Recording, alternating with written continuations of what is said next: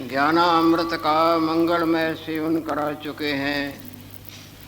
वही मंगलमय प्रसाद भगवान लक्ष्मी नारायण देव की अपार कृपा से हम सबों को प्राय नित्य ही प्राप्त होता आ रहा है और आगे भी श्री हरि देने की कृपा कर रहे हैं। पूर्व में कभी आपका देवादिदेव महादेव से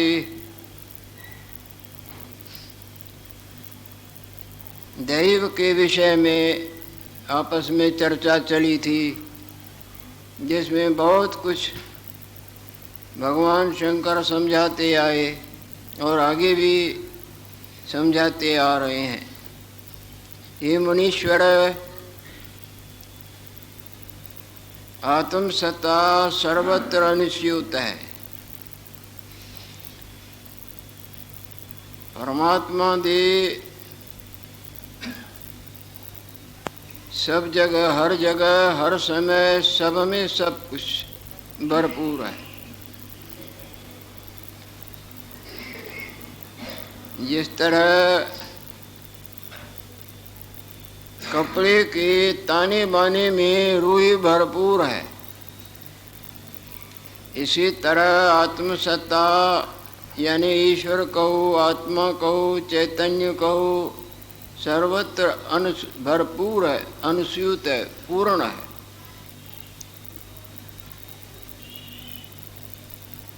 परंतु वहाँ भासता है जहाँ प्राण होते हैं।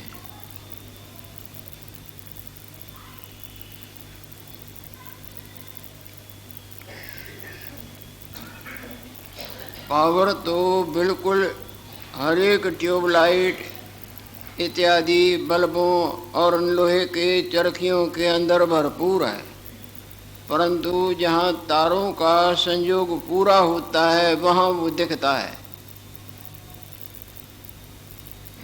अगर तारों में खड़ा भी आ जाए तो वहाँ वो नहीं दिखता है कि पावर नहीं है, पर है।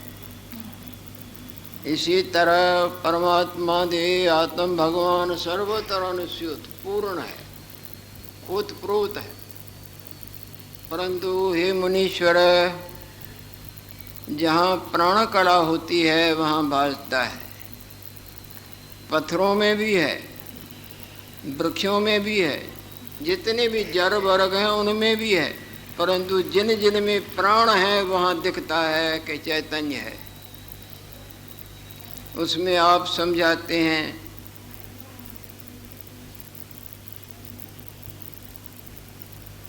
जहाँ प्राण कला नहीं वहाँ दिखता नहीं है।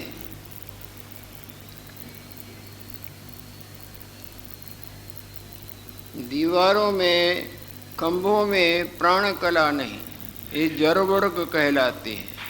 मनुष्यों में, कीट पतंगों में, पक्षियों में इत्यादि में प्राण है, जहाँ वहाँ दिखता है।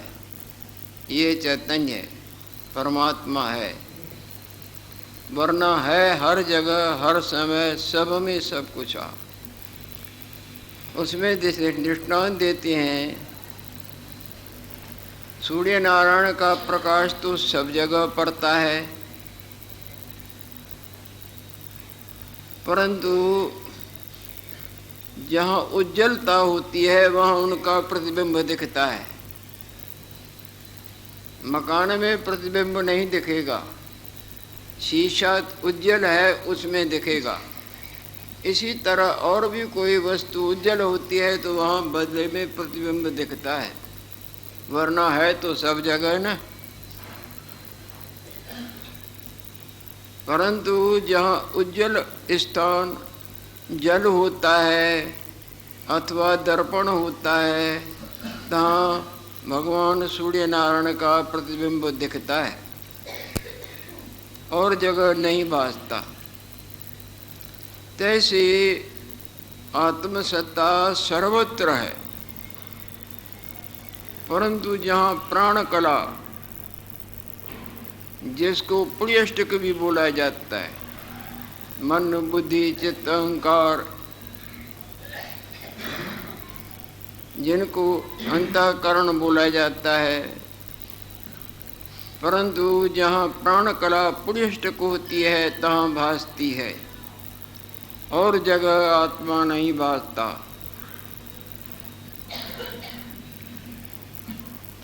जैसे शीशे में मुख का प्रतिबिंब भासता है,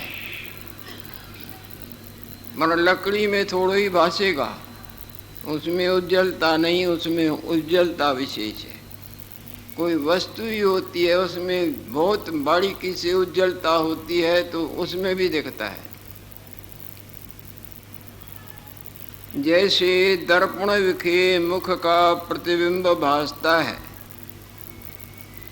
ईंट में तो नहीं भासेगा ना, पत्थर में तो नहीं भासेगा ना, शिला विखे नहीं भासता। तैसे पुण्यष्ट के जो मन रूप है, जहाँ मन है, मन बुद्धि चित्त अहंकार, इनको मिला के अंदर का कर्ण बोला जाता। कर्ण नाम इंद्रिय का है। बाहर की इंद्रिय और अंदर की इंद्रिय।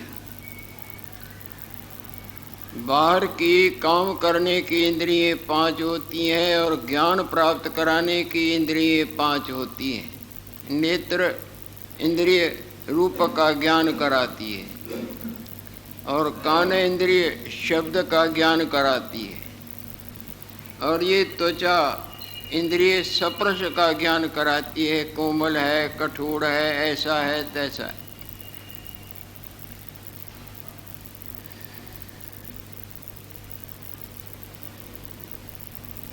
इसी तरह मलमूत्र की इंद्रिय और रसना इंद्रिय रस का ज्ञान कराती है।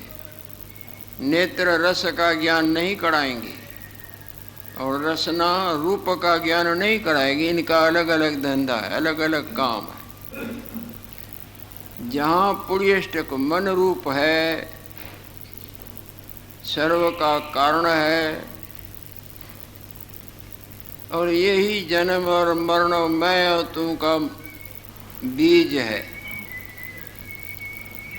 अहंकार बुद्धि इंद्रियां सो तिसी विखे भेद हैं मन में, जो आप ही कर कल्पित है। वास्तव में ये अंदर का जो कर्ण है स्वयं कल्पित है।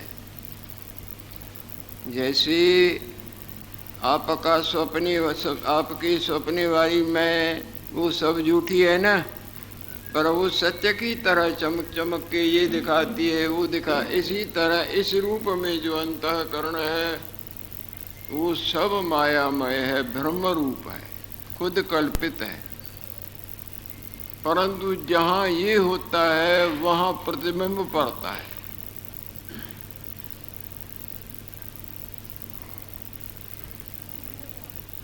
सर्व दृश्य जाल तिसे ही कर उदय होते हैं।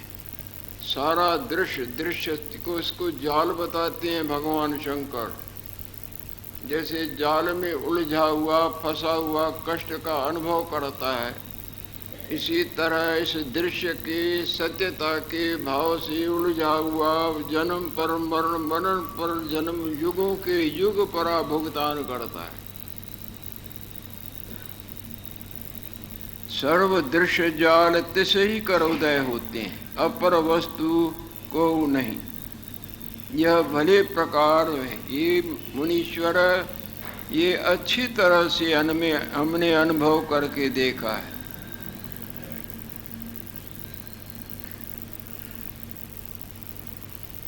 इसीलिए ये मन ही शरीर इंद्रिय मानने जानने की माया है।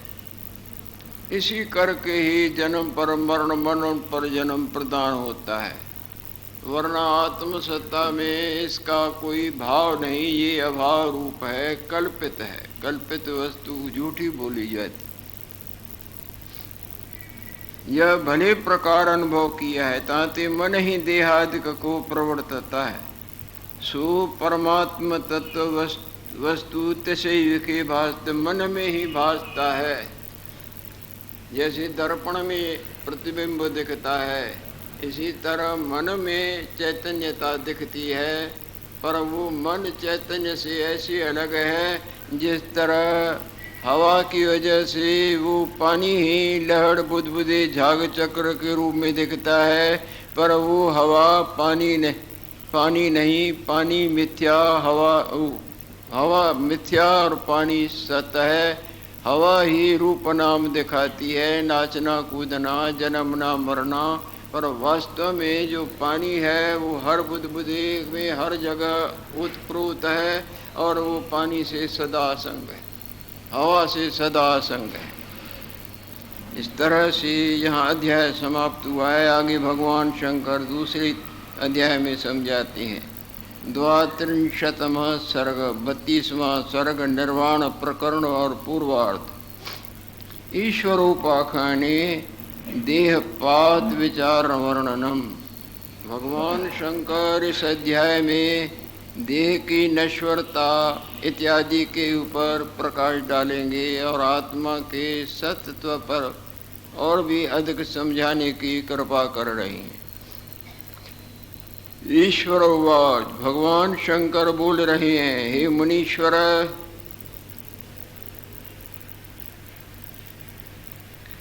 आत्मसत्ता के बिना ये जीव ऐसे है जैसे दीवार। अगर आत्मसत्ता न हो तो दीवार जैसे जड़ पड़ी रहती है, क्या काम कर, दौड़ेगी, उठेगी, चलेगी। इसी तरह कंधवत है। अगर चैतन्यताई न हो तो ये आपकी दीवार या आपकी जो पुतली है क्या देख सकती है, क्या उठ सकती है, क्या बैठ सकती है। जब प्राणी मृतक हो जाता है तब भी आत्मा नहीं मरती। जैसे जब बल्ब फ्यूज हो जाता है तब भी पावर नहीं नष्ट हुआ, तारों में अंतर आया ना। इसी तरह जब प्राण निकल जाते हैं, मन की चलन फलन खत्म हो जाती है, तो ये उस वक्त भी भगवान, आत्म भगवान उसमें है, पर वो भासता नहीं।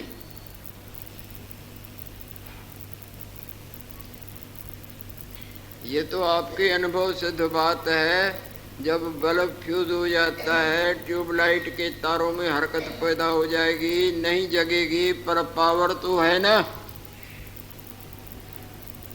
इसी तरह प्राण निकल जाते हैं, प्राणों का जो मिलन है, योग है, वो समाप्त होने पर उसमें चैतन्यताई नजर नहीं आती, पर चैतन्य तो हर जगह हर समय सब में भरपूर है।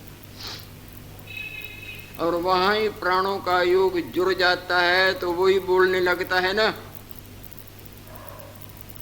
कई ऐसे प्राणी हुए हैं जिनको मृतक समझ के ले जाते रहे, परंतु कोई योग रास्ते में ही बन गया। जैसे बेदल साईं चक्कर की बात करते हैं, एक मुसलमान संत हुए हैं बेदल साईं।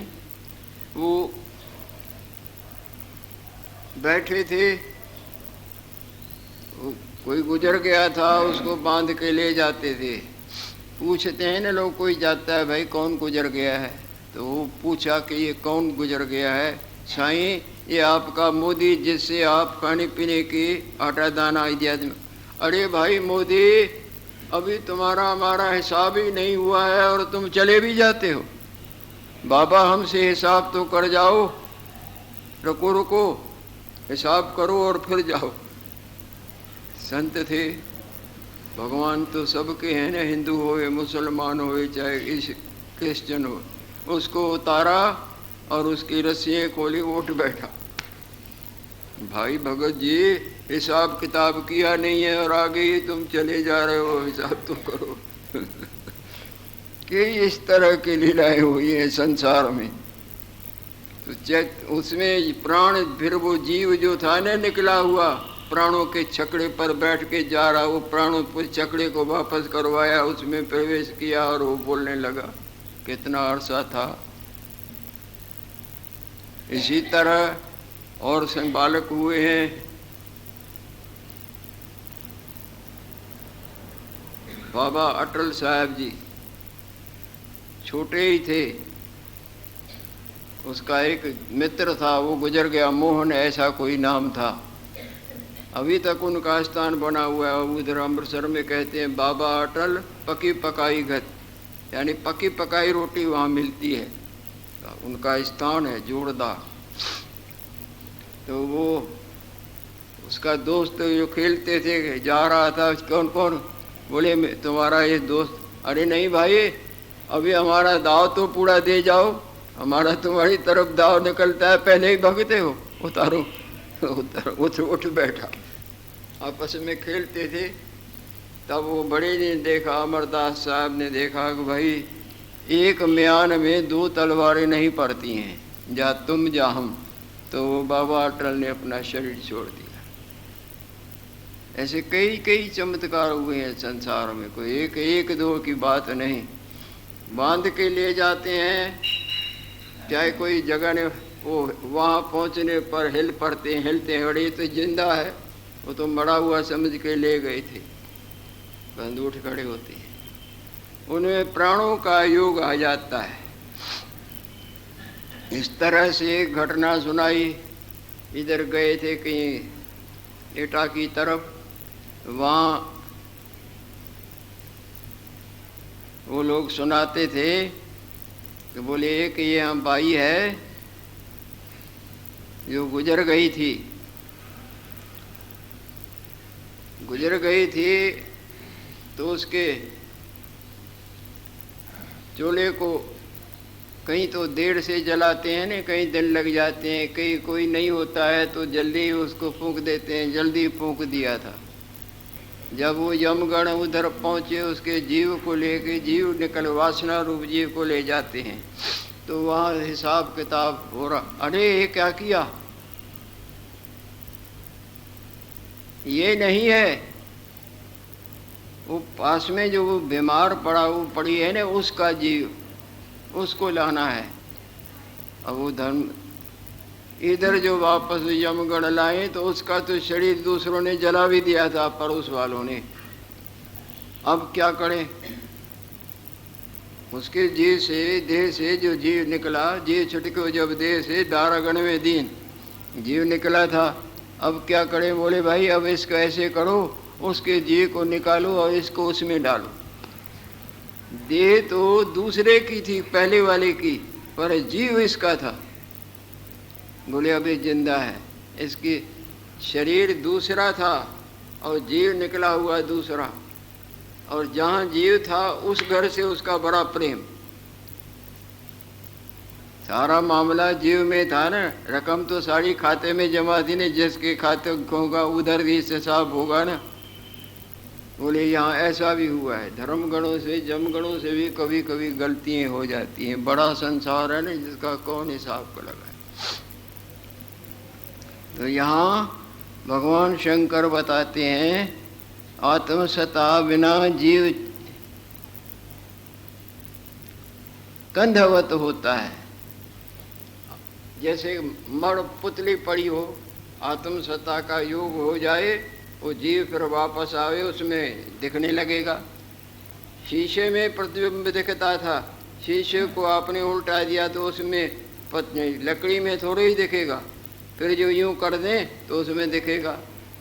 इसी तरह निकला हुआ जीव फिर उसमें कहीं शक्ति से आ जाए, कोई महान शक्ति हो या कोई कर्म की रेखा हो या धर्म गणों यम गणों से गलती हो गई हो, फिर उसमें प्रवेश कराएं तो उसमें दिखने लगता है चैतन्य। ये जो तुम्हारे हमारे में चैतन्यता दिखती है, जैसे वाणी बोलती है, हाथ हिलते हैं, सिर हिलता है, अगर वो निकला जीव, वो दर्पण, वो मन निकल जाए तो ये तो सब होते ही हैं, कौन सी क्रिया करते हैं। इसका मतलब ये नहीं कि उसमें पावर नहीं, आत्मा नहीं, आत्मा तो है। शीशे के में दिखता है, शीशे को उल्टा दें तो लकड़ी ऊपर या कोई और भी चीज़ आ जाएगी जिसमें वो प्रतिबिंब नहीं दिखेगा। इसका मतलब ये नहीं कि शिव दर्पण वो सूर्य नारायण का प्रतिबिंब नहीं, या सूर्य नारायण का उसमें प्रतिबिंब नहीं, उसमें शक्ति नहीं है ग्रहण करने की। प्राणों में शक्ति है ग्रहण करती। आत्मसत्ता बिना जीव कंधवत है, और आत्मसत्ता ते चैतन्य होकर चेष्टा करता है। आत्मा के, परमात्मा के सत्ता से ये जड़ मूर्तियाँ और जड़ मन जो मिथ्या है वो कितनी चेष्टाएं करता है। मकान बनाता है, लड़के लड़कियां, धन, खाना पीना, दौड़ना, मेरा तेरा, अनंत नाच नाचता है। अगर वो सत्ता जीव हट जाए, चैतन्य तो है परंतु ये कुछ नहीं कर सकता है। उसमें भगवान शंकर दृष्टांत देते हैं, जैसे चुंबक पाखंड की सत्ता से जड़ लोहा चेष्टा करता है। चुंबक पत्थर, ऐसा एक पत्थर होता है, उसमें शक्ति होती है जो लोहे को भी नचाता है ना। लोहा पड़ा होगा उसको खींच लेगा, पर दूसरा पत्थर रखो तो लोहा नहीं खींच सकेगा। जिस तरह चुंबक पाषाण की सत्ता से जड़ लोहा भी क्रिया करता है, तैसे सर्वगतवात्मा की सत्ता कर जीव फुरता है। सब जगह जो आत्म सत्ता, जिसको चैतन्य कहें, आत्मा कहें, वास्तव में सब कहने और मानने के माया से जो सदा रहता है, ऐसा जो देवों का देव भगवान परमात्मा देव है, तैसे सर्वगत आत्मा की सत्ता कर जीव फुरता है। जीव नाचता है, देखता है, मैं तेरा करता है। और आत्मसत्ता भी जीव कला विखे भासती है। आत्मसत्ता भी जीव में ही भासती है, प्राणों में ही भासती है, और उसके सत्ता से ये जड़ देह भी चैतन्य की तरह बैठी हुई है। और जगह नहीं भासता, जैसे मुख का प्रतिबिंब दर्पण विखे भासता है, अपर ठोर नहीं भासता। शीशे में दिखता है ना प्रतिबिंब, पर दीवार में ही थोड़ा ही दिखेगा, पत्थर में थोड़ा ही दिखेगा। जैसे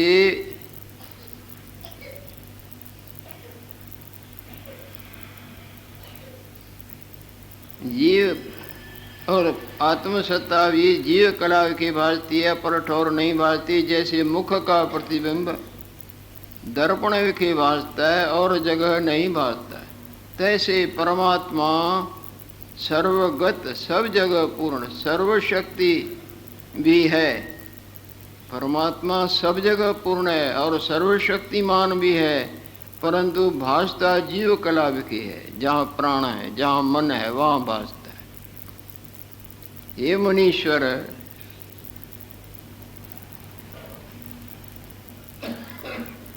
शुद्ध जो आत्म स्वरूप है, शुद्ध जो आत्म सत्ता है, यानी फुड़ने से रहित,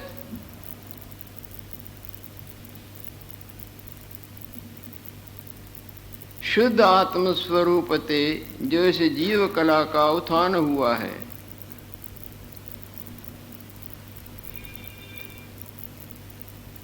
विषय बहुत गंभीर है, सावधानी से ध्यान देंगे तो हाथ में आएगी, और सो भी एक दफा नहीं, बार बार विचारने से हाथ में आती है।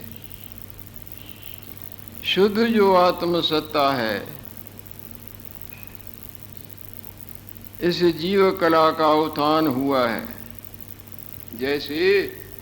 जैसे आपका जागृत रूप सपने के रूप से शुद्ध है ना, जागृत रूप से भूलने से सपने वाला रूप फुरना वो उठा, वो फुरना जो उठा, उस फुरने में वो अपना आप भी और संसार भी भासने लगा, और उस संसार में चैतन्यताई भी दिखती है। जब तब तक चैतन्यताई दिखती है जब तक वो फुरना बना रहता है, पर उठा तो जागृत से है ना। जागृत के भूलेखे से उठा है, भूलेखे से उठा वो प्राण, वो फुरना, वो चिंतन, वो अपना दूसरा रूप भी दिखाता है और संसार भी दिखाता है, और उसमें चैतन्यताई भी होती है। पर जब उस फुरने को हटा दें तो वो चैतन्यताई भी नहीं, वो अपना आप भी नहीं, वो संसार भी नहीं, वो के और दिखता था फुरने की वजह से। यदि फुरना हट जाए तो दिखेगा ही नहीं सपने का। इसी तरह शुद्ध जो आत्म स्वरूप है उसके भुलेखे से ये मन का उत्थान हुआ है। जो मन स्वयं मिथ्या है, उस मिथ्या में जो चैतन्य की झलक पड़ती है, उस झलक से ये अनंत प्रकार के मानने रूपी माया का दृश्य देखता है। और यदि ये पूर्ण उसका खत्म कर दें तो वो जागृत तो है ही है, पर दिखेगा नहीं वो सपने वाला अपना आप और संसार। तिस कर चित्त भाव को प्राप्त भई है। जैसे शूद्रों की संगत करके जो गलत कर्म करने वाले हों, शूद्रों की संगत करके ब्राह्मण भी आपको शूद्र मानने लगता है। जैसा संग होता है वैसा रंग लगता है। जैसे शूद्रन की संगत करके ब्राह्मण भी आपको शूद्र मानने लगता है, तैसे स्वरूप के प्रमाद करके अपने वास्तव स्वरूप के भूले के करके, जैसे वास्तव जागृत भूलता है तो स्वप्ने वाली बहावे स्वप्ने वाला रूप मानता, कौन नहीं मानता, मानते हैं। अब उस ब्रह्म का रूप का मिथ्या रूप का संग हो गया, जिससे वो झूठ भी सत्य की तरह परिभाषती है। जैसे शूद्रन की संगत करके ब्राह्मण भी आपको शूद्र मानने लगता है, तैसे स्वरूप के प्रमाद करके जीव कला आपको चित्त दृश्य भाव जानने लगती है। अपने को मन रूप ही मानता है। वो मन जो भी माने उसको अपना आप करके मानता है। आप जो अपने को मान रहे हैं मन करके ना, मेरे को मान रहे हैं, शब्दों को मान रहे हैं, अर्थों को मान रहे हैं, ये मन करके ना।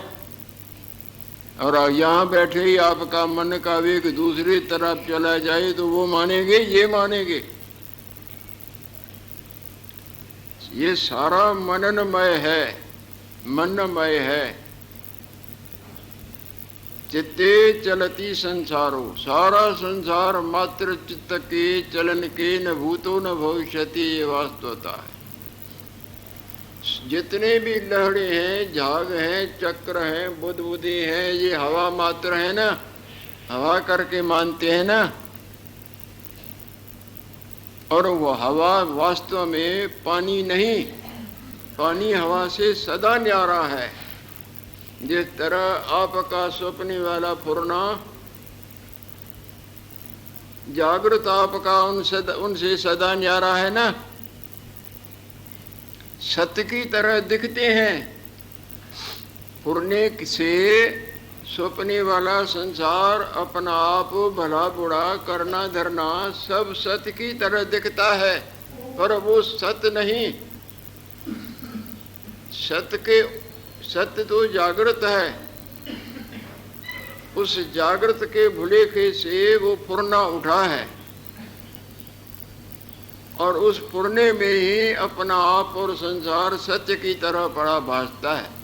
पर वो फुरना जागृत नहीं है। जागृत उस फुरने से सदा न्यारा है। हवा के वेग से ये लहरें, बुदबुदे, झाग चक्र, उनका जन्म मरण इत्यादि भासता है। पर वो हवा पानी नहीं, पानी में हवा कुछ भी नहीं। हवा हवा है, पानी पानी है, पूर्णा पूर्णा है, और आत्मा आत्मा है। सत्य सत्य का निखेरा करना।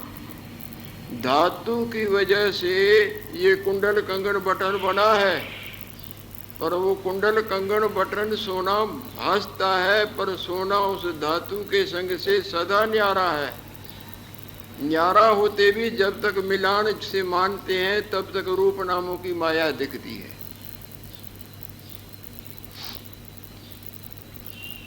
हे मुनीश्वर, शुद्ध वास्तु स्वरूप ते जो इस जीव कला का उत्थान होता है और दृश्य की ओर बही है, तिसकर चित्त भाव को प्राप्त होती है।